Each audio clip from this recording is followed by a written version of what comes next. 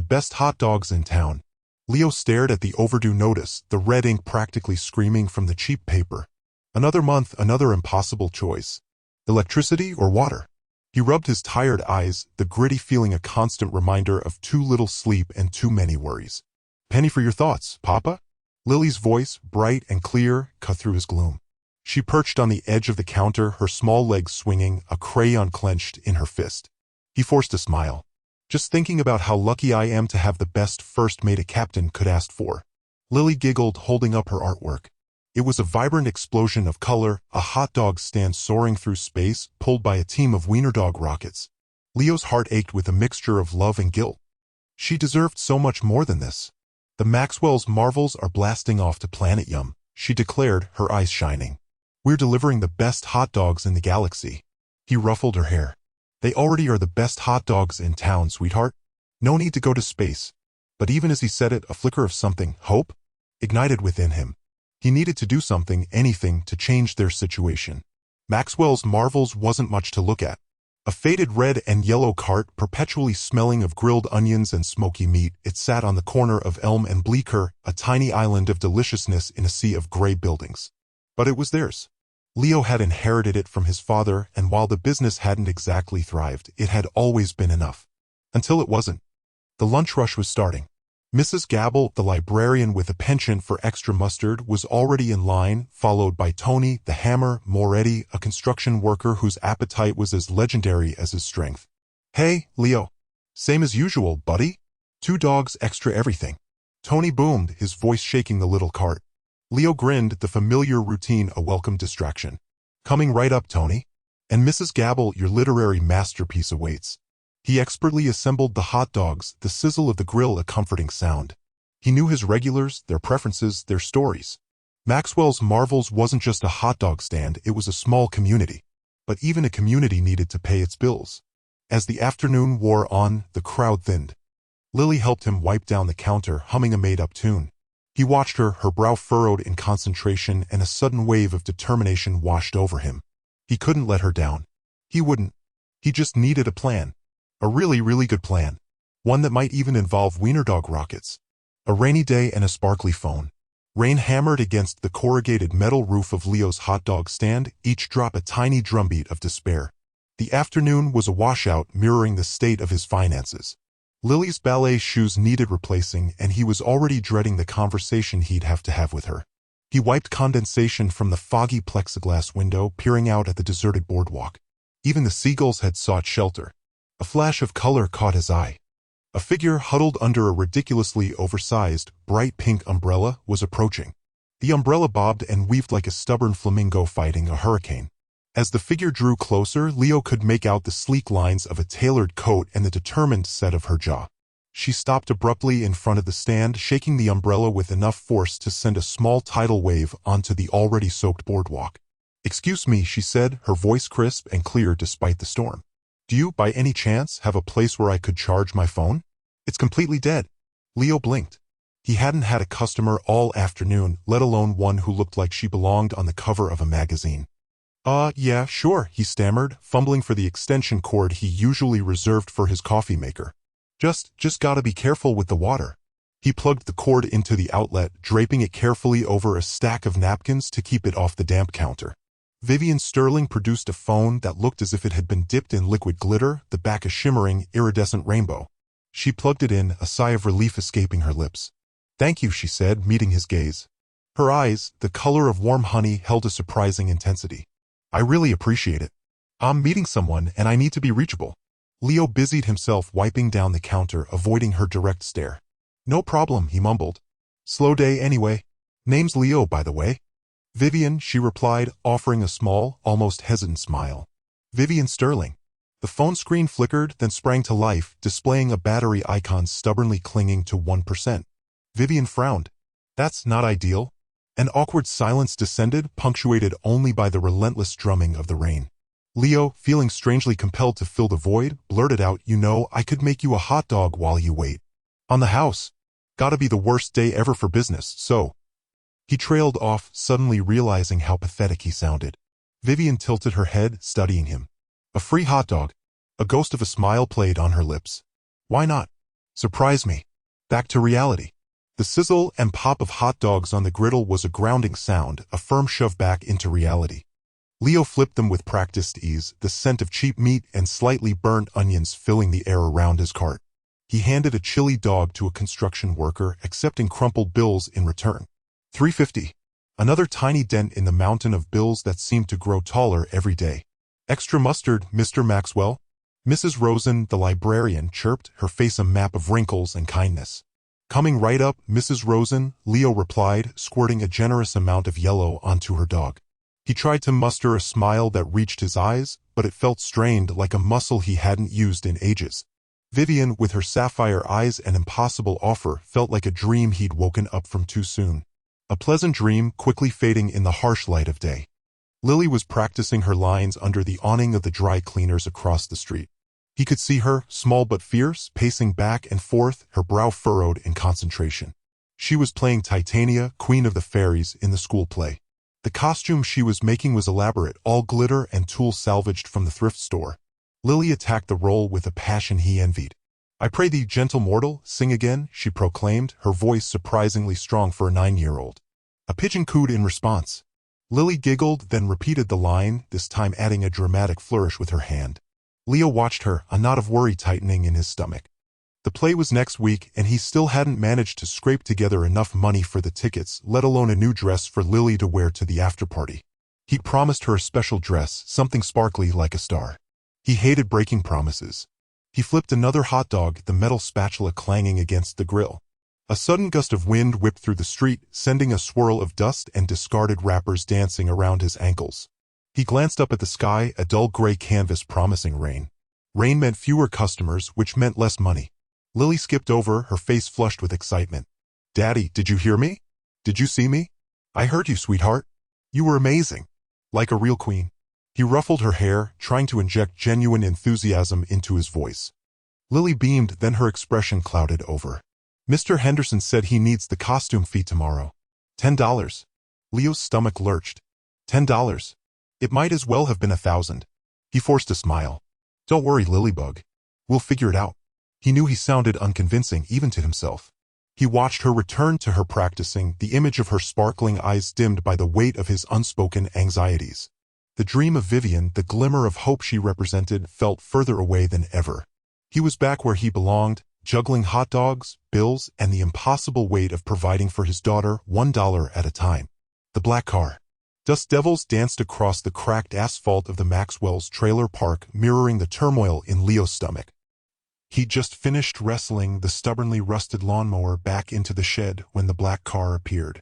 Not just black, but obsidian. Polished to a mirror sheen that reflected the harsh desert sun with blinding intensity. It moved like a predator, silent and purposeful. A stark contrast to the beat-up pickups and dented sedans that usually populated their corner of the world. Lily, perched on the porch swing, gasped. "Wow, Daddy, look at that car." Leo shielded his eyes. The car idled, its engine a low, menacing hum, and a figure emerged. He was tall, lean, and impeccably dressed in a dark suit that seemed immune to the heat. Sunglasses hid his eyes, giving him an air of detached authority. He moved with a practiced grace that spoke of money and power, things Leo had only ever seen on television. The man approached, his polished shoes crunching on the gravel. Leo wiped his sweaty palms on his jeans. "Can I help you?" The man didn't offer a greeting. He simply extended a hand holding a thick, cream-colored envelope. "Mr. Leo Maxwell?" "That's me," Leo confirmed, his voice a little shaky. The man pressed the envelope into Leo's hand. The paper felt thick and expensive, unlike anything he'd ever held. "You were requested to read this at your earliest convenience." His voice was smooth and devoid of emotion. Before Leo could ask a single question, the man turned and retreated to the car. The engine revved and the black car glided away as silently as it had arrived, leaving Leo standing in the dust, clutching the mysterious envelope. Lily jumped off the swing and tugged on his arm. "What is it, Daddy? What does it say?" Her eyes sparkled with excitement. Leo stared at the envelope, a knot tightening in his chest. It felt heavy, laden with an importance he couldn't fathom. "I don't know, Lilybug. But it's probably just junk mail." He tried to sound reassuring, but his voice betrayed his uncertainty. Lily, ever the optimist, wasn't buying it. "No way. It's too fancy for junk mail. It's a secret message. Maybe we won the lottery. Leo managed a weak smile. Yeah, maybe. He knew they hadn't bought a lottery ticket. He turned the envelope over in his hands, searching for a return address, any clue as to its sender. There was nothing. Just his name printed in elegant script. He hesitated, a strange mix of fear and anticipation swirling within him. What could possibly be inside? Bills? A court summons? He couldn't imagine anything good coming from a man in a black car. Lily, sensing his apprehension, squeezed his hand.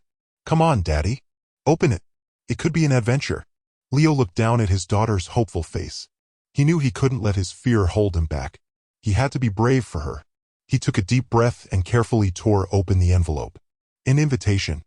Leo turned the cream-colored envelope over in his hands, the embossed return address a stark contrast to the faded floral wallpaper of his cramped kitchen. Sterling Enterprises, he muttered, a knot tightening in his stomach. He hadn't won anything, had he? And he certainly hadn't applied for any jobs recently, not with Lily to consider. What's that, Dad? Lily skipped into the kitchen, her pigtails bouncing. She peered at the envelope with wide, curious eyes. Ooh, fancy. Is it a secret mission? He managed a weak smile. Maybe, but probably just junk mail. He hesitated, then tore open the envelope, careful not to rip the crisp paper inside. He unfolded the letter, his eyes scanning the elegant script. It was from Vivian Sterling. Mr. Maxwell, I trust this letter finds you well. I was impressed by your kindness the other day and, upon further consideration, believe you possess qualities that would be invaluable to my organization. I would like to offer you a position as a personal assistant with responsibilities ranging from managing my schedule to assisting with philanthropic endeavors. Housing and a generous salary are included. If you are interested, please be prepared to depart for our estate in Maine on Monday morning. A private jet will be waiting at the local airfield at 9 a.m. Sincerely, Vivian Sterling. Leo reread the letter, his brow furrowed. A personal assistant? Maine? A private jet? It sounded like something out of a movie, not his life. He glanced at Lily, who was practically vibrating with excitement. A private jet, Dad? We're going on a private jet. She grabbed the letter, her eyes darting across the words. Maine. That's where they have lobsters, right? And maybe we can see a moose. Lily, hold on, Leo said, his voice laced with skepticism. This is unexpected, and frankly a little unbelievable. I met this woman for 5 minutes while she charged her phone. Why would she offer me a job like this? Lily shrugged, her optimism unwavering. Maybe she saw something special in you, Dad. You're always helping people. And you're really good at organizing things, even if it's just my Legos. She paused, her expression turning serious. Besides, what do we have to lose? This apartment is falling apart and you're working yourself to the bone at that diner. Maybe this is a chance for a new start. He looked around the small, cluttered kitchen, at the chipped paint and the mismatched chairs. He thought of the endless shifts, the constant worry about making ends meet. Lily was right. What did they have to lose? But doubt still lingered. It sounds too good to be true, Lilybug. What if it's some kind of scam? What if? Lily cut him off, placing a hand on his arm. Her eyes, so much wiser than her 8 years, met his. Dad, you always tell me to be brave and take chances. Isn't it time you listened to your own advice? She squeezed his arm gently. I think we should go. I have a good feeling about this. Up, up and away. The black tarmac shimmered under the afternoon sun, reflecting the impossible gleam of the private jet that had just landed. Leo swallowed hard. The dry rasp in his throat, a stark contrast to Lily's bubbling excitement. Wow, Daddy, look! She pointed, her small hand a blur against the vastness of the sky. It's like a giant, shiny bird. Leo's stomach churned. It was a giant, shiny bird, and it was here for them. For him. He clutched the thick manila envelope tighter. Its contents felt heavy, a physical manifestation of the uncertainty gnawing at him. The jet, a sleek Gulfstream G650ER, according to a hasty Google search, taxied to a stop.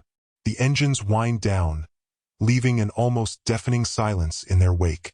A set of stairs unfolded with a hydraulic hiss, and a uniformed pilot emerged, flashing a practiced smile. Mr. Maxwell? He asked, his voice crisp and professional. Leo nodded, feeling like a character in a movie he hadn't rehearsed for. Welcome aboard, sir. Miss Maxwell. We're ready when you are. Lily skipped forward, her pigtails bouncing. Are there snacks? She asked, her eyes wide with wonder. The pilot chuckled. Plenty, Mississippi. Everything you could possibly imagine. He gestured towards the open doorway. After you. Leo hesitated, his gaze sweeping over the immaculate aircraft. It felt surreal, a world away from their cramped apartment and the endless cycle of bills and worry. He glanced at Lily, her face alight with pure, unadulterated joy. He couldn't deny her this. He couldn't deny himself this. Come on, Daddy. Lily tugged at his hand, her small fingers surprisingly strong. Let's go see the inside. He took a deep breath and followed her up the stairs. The interior was even more opulent than he'd imagined. Plush leather seats, gleaming wood paneling, and a fully stocked bar. A flight attendant, impeccably dressed and radiating warmth, greeted them with a tray of juice boxes and miniature sandwiches. Welcome aboard, Mr. Maxwell, Miss Maxwell. Please make yourselves comfortable. We'll be taking off shortly. Lily immediately plopped down on one of the seats, bouncing with glee. This is the best day ever. Leo remained standing, his unease still palpable. He hadn't earned this. He didn't deserve this. He felt like an imposter, a pauper suddenly thrust into the king's court. He watched Lily fasten her seatbelt, a small, serious expression on her face. She caught his eye and her smile widened. Don't worry, Daddy, she said, her voice filled with a confidence that belied her age. It's going to be an adventure. He forced a smile, trying to mirror her optimism. He settled into the seat beside her, the soft leather conforming to his anxious frame. As the engines roared to life, a thrill, laced with apprehension, shot through him. He gripped the armrest, the envelope digging into his leg. Up, and away. Where were they going? And what awaited them when they landed? He had a terrible feeling that the answers were in the envelope. A shiny new world. The car hushed to a standstill before a skyscraper that stabbed at the clouds. Leo's gaze climbed the dizzying height. Lily vibrated with excitement, practically glued to the window. Whoa, she breathed, her breath fogging the glass. It's a silver giant. Leo's throat felt tight, the cheap paper of his resume a sweaty lump in his hand. Their cramped apartment felt galaxies away. This was another world entirely. With a near-silent whoosh, the doors parted, revealing a driver whose smile held practiced reassurance. Welcome to Sterling Innovations, Mr. Maxwell, Miss Lily. Stepping inside was like entering a meticulously crafted instrument. Gleaming metal surfaces reflected the subdued light, a cascade of water trickled down a sculpted wall, and the air carried a whisper of lilies. Impeccably dressed figures moved with quiet purpose. Lily, though, zeroed in on a security guard whose brow was furrowed with concern, and she favored him with a small wave. He offered back the barest flicker of acknowledgement. Then, as if summoned by thought, Marcus Bellwether materialized, his hair a triumph of engineering. Mr. Maxwell? Miss Lily? Miss Sterling anticipates your arrival. This way, please. He indicated a cluster of elevators that resembled futuristic pods. During their swift descent, Leo's stomach gave a nervous flip. Lily, however, was utterly absorbed by the ever-widening vista. The city receded, becoming an intricate carpet of concrete and steel, then vanished into a sea of clouds. The doors slid open onto a floor flooded with daylight. Avant-garde pieces adorned the walls, and the silence was punctuated by the almost imperceptible thrum of hidden machinery. At the end of the long expanse, framed by a desk that appeared to be carved from a single block of ice, sat Vivian Sterling. She rose as they approached, her welcome radiating sincerity. Leo, and you must be Lily. It's a pleasure to finally put faces to names. Her eyes held a keenness that both intrigued and unsettled Leo. Thank you for seeing us, Leo mumbled, suddenly hyper-aware of the scuffs on his shoes against the flawless surface. Vivian waved towards a stylish seating arrangement. Please be comfortable. She glanced at Marcus. Marcus, would you be a dear and fetch Lily some juice? As Marcus melted away with practiced efficiency, Vivian's gaze settled on Leo. I've reviewed your resume, Leo, and while your background isn't precisely orthodox, I was profoundly impressed by your ingenuity. A beat of silence hung in the air, her attention unwavering. I want to offer you a position here at Sterling Innovations. Leo's thoughts stuttered. A position? Doing what exactly? Essentially, Vivian continued, leaning slightly forward, I require someone with your flair for creative solutions. Someone who can break from convention. Someone unafraid to tackle a challenge head-on. It would be within the research and development division. A conceptual strategist, if you will. Lily, who had been taking it all in with wide eyes, chimed in. Like a master of ideas? Vivian smiled, a genuine warmth reaching her eyes. Precisely, Lily. A master of ideas. She turned back to Leo, her expression now one of focused intent. It won't be a stroll in the park. It will push you. But I believe you possess the spark we need. So, Leo, what do you say? Are you ready to come aboard? The hot dog cafeteria. Leo Maxwell stood before the double doors, the buffed steel reflecting his worried face back at him. Inside, the cacophony of lunchtime at Sterling Dynamics threatened to spill out. He clutched the sealed envelope Vivian Sterling had given him, his mission should he choose to accept it. He hesitated, the weight of responsibility pressing on him. He wasn't a chef, not even a particularly good cook. He made decent mac and cheese, and his grilled cheese was legendary in their tiny apartment. But a corporate cafeteria? You got this, Dad, Lily said, squeezing his hand. Her smile was a ray of sunshine cutting through his anxiety. Imagine all the possibilities. We can have a Taco Tuesday every day. Her enthusiasm was infectious, a stark contrast to the knot of dread in his stomach. He took a deep breath. Vivian Sterling believed in him for some reason. He couldn't let her or Lily down. He ripped open the envelope. Inside, a single sentence typed on crisp stationery, the employees are hungry for something different. He pushed through the doors.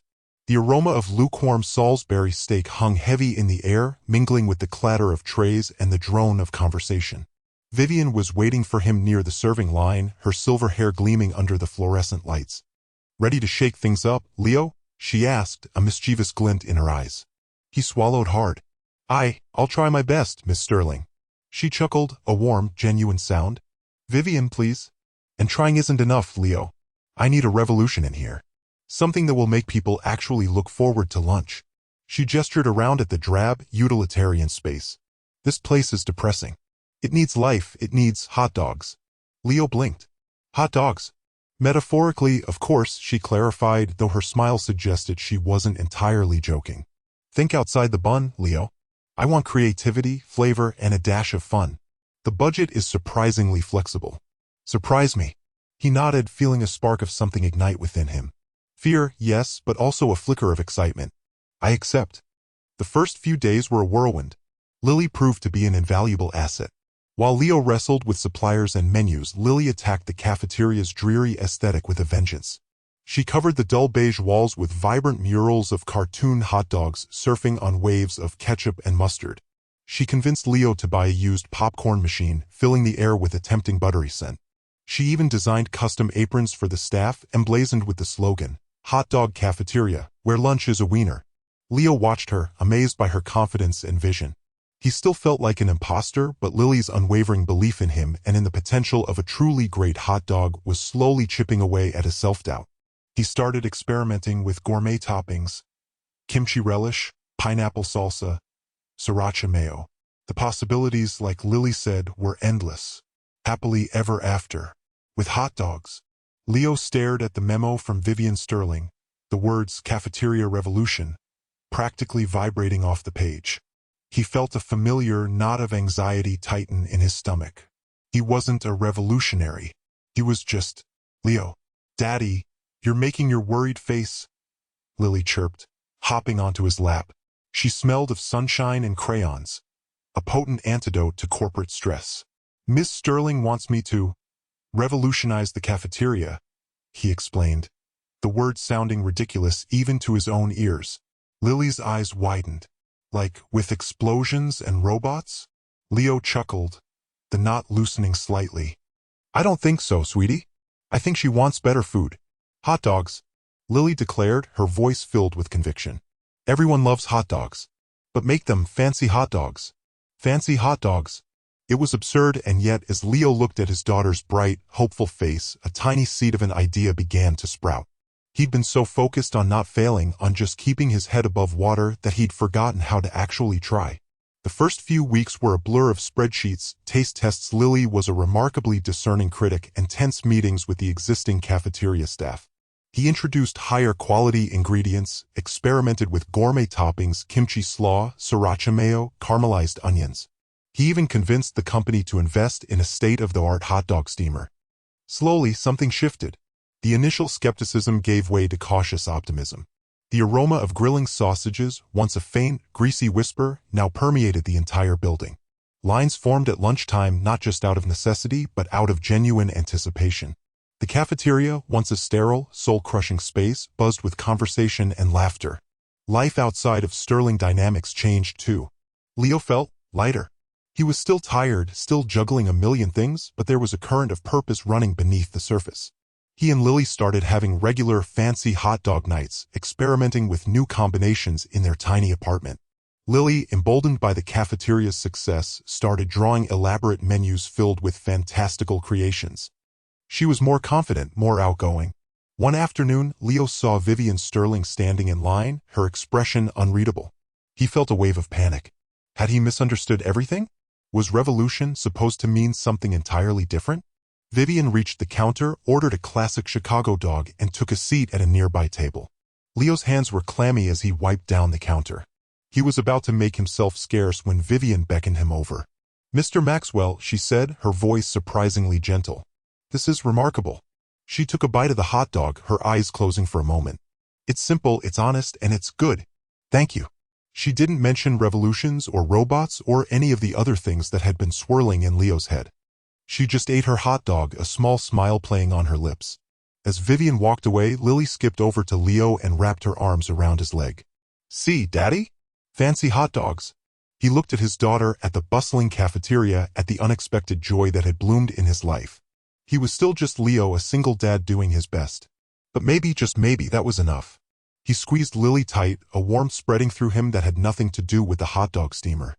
Maybe happily ever after didn't have to be a fairy tale. Maybe it could be a simple, delicious, perfectly topped hot dog.